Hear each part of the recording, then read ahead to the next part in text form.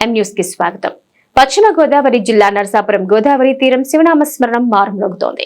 కార్తీక పౌర్ణమిని పురస్కరించుకుని తెల్లవారుజాము నుంచే వశిష్ఠ గోదావరిలో భక్తులు పెద్ద సంఖ్యలో పుణ్య స్నానాలు చేసి కార్తీక దీపం విడిచిపెట్టారు.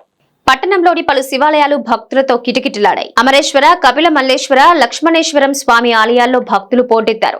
కార్తీక మాసంలో పవిత్రమైన రోజు కావడంతో చాలా మంది భక్తులు స్వామివారికి అభిషేకాలు చేయించుకుని మొక్కులు తీర్చుకుంటున్నారు. కార్తీక పౌర్ణమి రోజున ఎవరైతే నదీ స్నానం ఆచరించి కార్తీక దీపాలు వెలిగిస్తారో వారికి సకల పుణ్యఫలం లభిస్తుందని భక్తుల విశ్వాసం.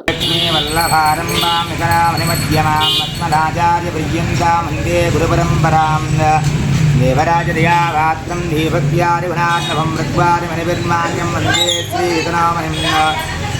జ్యోతినామ సంవత్సరం కార్తీక పౌర్ణమి మహా పర్వదినాన్ని పురస్కరించుకుని వశిష్ఠా తీరంలో పవిత్ర గోదావరి నది స్నానం చేసి భక్తులందరూ కూడా